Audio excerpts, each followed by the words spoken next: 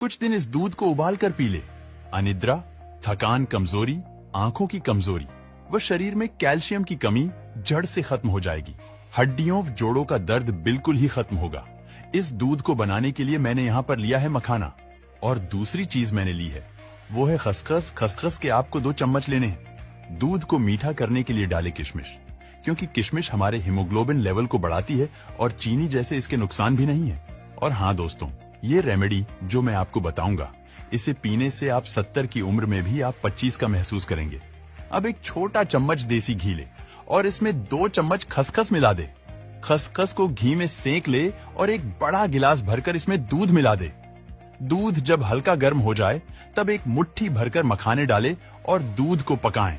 जब दूध तैयार हो जाए तब मिठास के लिए इसमें मिश्री मिलाकर गर्मागर्म पी ले। इस दूध से आपकी आंखों की कमजोरी जाएगी, रात को पीने से अच्छी नींद आएगी। 1 हफ्ते तक रोज पीने से चेहरे पर नया नूर आएगा और कैल्शियम की कमी पूरी होगी। हड्डियां मजबूत बनेगी। बच्चे बड़े हर कोई इसे ले सकता है। कोई भी साइड इफेक्ट नहीं है। केवल प्रेग्नेंट लेडीज मत ले। वीडियो अच्छा लगे तो लाइक कर दे, शेयर कर दें और सभी को पहुंचाएं।